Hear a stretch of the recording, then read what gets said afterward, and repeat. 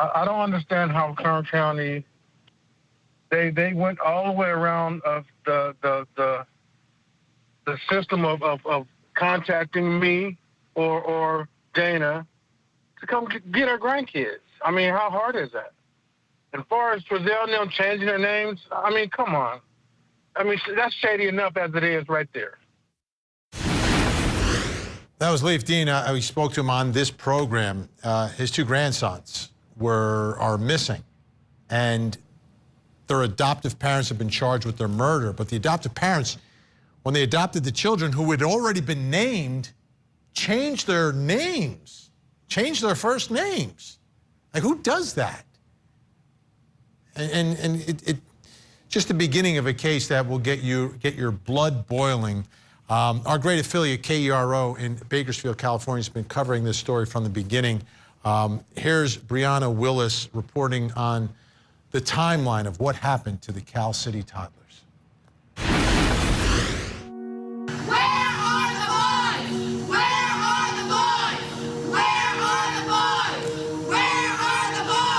It was December 21st, 2020. Orrin and Orson West, also known as Classic and Sincere, were first reported missing in California City by their adoptive parents, Trezell and Jacqueline West. Days after that time, the West parents telling 23 ABC they understand that people would accuse them of the disappearance. And that's understandable. What's your response to that? That's understandable. I would think the same thing. And the Cal City Police Chief John Walker assuring the community his department was looking for clues day in and day out at the start of the investigation. We're just trying to dig up anything, any clues that we can possibly find to find out where they had gone and also to confirm that they're not in the backyard. The disappearance prompting a massive search effort involving not only Cal City Police, but the Bakersfield Police Department, the FBI, and the community. Then month after month, the community rallied together for searches, marches, and vigils, all to find the boys. Where are the boys? No peace! No peace! Where are the boys? No boys! No peace! And reward money for information and the return of the boys continued to grow in 2021 as local businesses, community members, and a private investigator joined the search efforts for the boys. There was some elements that stood out about the foster families' interviews that pretty much compelled me to participate and come out and do what we could to help find both of these boys. Billboards with the boys' faces and the rewards started to appear in February 2021 in Kern County. But after 8 weeks, Cal City Police confirmed they have no suspects in the case. In March 1st, 2021, the Bakersfield Police Department officially took over the case. They continued the search in Cal City and Southeast Bakersfield for the boys, issuing a search warrant to the adoptive grandparents and more than 20 more search warrants in the case. It wasn't until June 2021 BPD gave an update on the case, announcing 170 items have been seized, 83 individuals have been interviewed, 44 search warrants have been conducted, 16 mass area searches have been done, 3 searches outside of California, and 200 plus tips have been received and followed up on, but still, the boys have not been located.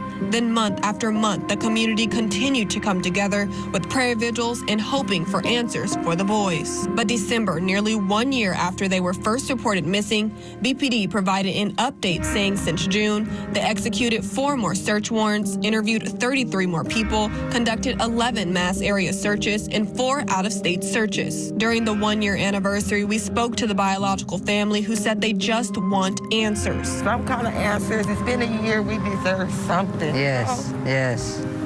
That's, I mean, it's only right.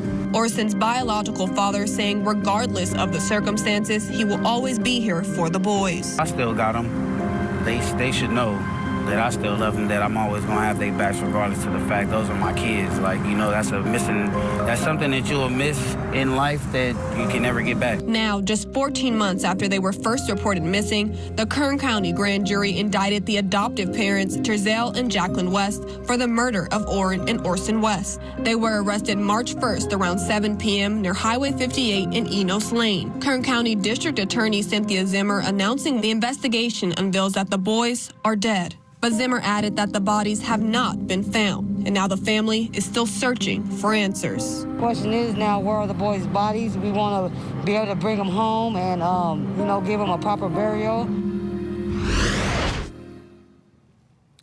Never should have happened. Let's bring back in our think tank, Al Wunsch, Darnell Crossland, Jennifer Brandt, family law attorney. Explain to me how on earth these children, I understand you get put in the foster care system. I always thought the goal was reunification with the biological family. You have grandparents that were trying to follow the program, a mother trying to follow. Why would you adopt them out to a young couple who has 4 other children that are young? Yeah. Come on, 6 kids? No way is that the best interest of any child. Now they're charged with murder. How does this happen? I don't know, Vinny. You hear about these kind of things happening, and there are people out there that, really do want children and, want to be good foster parents and then be adoptive parents. But you're right with what you said earlier. Usually the goal is reunifying the children with their biological family, with a grandparent, with another family member if the parents aren't available or aren't able to take the children. So how these complete strangers got the children, how the children didn't go with the family, it sounds like a failure in the system. But we don't know. We don't know what the grandparents were really doing and how involved they were at the time.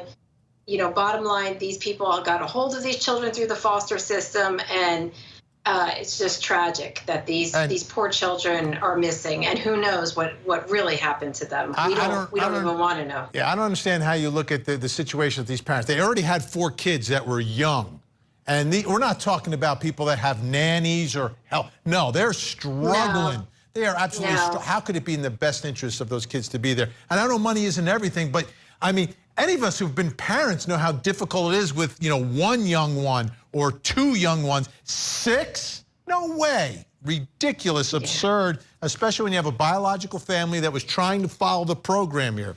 Al Wunsch, let's get to the criminal case. If, and again, this is the if these adoptive parents are factually innocent, right? Not like we didn't prove it, factually innocent. This is the easiest case ever to win if they're factually innocent. The prosecution has alleged a murder timetable of September. The children were reported missing by the adoptive parents in December. All you have to do is demonstrate some proof of life between September and December of those 2 cute little kids. Like you don't have 1 photograph on your phone of these kids. Is this not the easiest case to prove if they're factually innocent? It should be the easiest case to prove that they're factually innocent. You're correct. I mean, the prosecution, they've hedged their bet a little bit by going for a superseding indictment and bringing in more things that could possibly have caused the death of these kids. They could have ingested drugs. They could have fallen from a chair.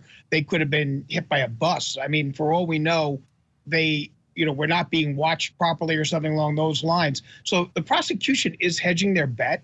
And you're right. If a photograph comes between that timeline, the state's going to have an awful hard time trying to convince a jury that they have a solid case and that they're not just grasping at straws. So the prosecution, they're playing with house money, though, Vin, and you know how that is. Whenever you're playing with house money, you can afford to be a little crazy. Well, the problem that the defense has here is it's not 1 child, it's 2 children. So if you want to talk about some accident or something happening, but there's 2 of them. There's 2 of them, and it's 2 out of 6. 2 out of 6. And they have a story about what they say happened. That the 2 kids, they were wrapping Christmas gifts, and he's out chopping wood in the freezing cold, and they just disappeared like that. I mean, there's a story they are locked into here. So, Darnell, your thoughts? I mean, come on. If you have that photograph, who would not take a million pictures, first of all, of these 2 kids? But you have to have at least 1. How could you not take at least 1 picture of your children in a 2-month time period in the year 2020 when everyone's locked up inside during COVID? Come on, Darnell, right? I mean, to me, that is, and if that picture exists, you would show it right now, wouldn't you? You're not waiting for the trial. You're saying, look, Mr. Prosecutor, here's the proof of life picture. Instagram, Twitter, These are the things that these young people live for. And so they will take pictures and be posting them every place. But you know, I have an article up here on my computer, Gabby Petito and One Way to Break Media's Missing White Woman Syndrome. That's by the Los Angeles Times. And I have to applaud Court TV and that community that I've been watching, because I can get a little bit angry sometimes, but I'm very emotional to see how this family has garnered so much support from the community. And these are Black kids, and typically, as we saw it in many articles about Gabby Petito and how the media responds to missing white women, these family of this community with these billboards and the way they marched and the way they came out, I have to applaud them, and I have to applaud Court TV tonight for even further showing this, because these kids deserve this type of attention. It's unfortunate what happened to them, and you know, it does my heart warm to see this. I was in court on the docket today at 2 o'clock. I represent a woman who has a young baby, a couple months old, that has 15 broken ribs, and the father wants to give up custody, et cetera. But they won't give the kid to the family of my client, because they said we don't know for 100% certain what happened. So now the child's with foster care. So until you get 100%, you're going to put the child in foster care outside of the family and not to any of them. And it breaks my heart. So we're there from 2 to 4 o'clock today fighting the same thing. And like you said, Al, this is ridiculous. 6 kids, young family, you know, difficult. And so, yeah, it breaks my heart. All right. When we come back, time to hear from you. Oh, we've got a trial date. Let me put it up on the screen. We got the trial date here for the case against Trezell and Jacqueline West, October 24th. October 24th, readiness hearing on the 14th, but the trial date, October 24th.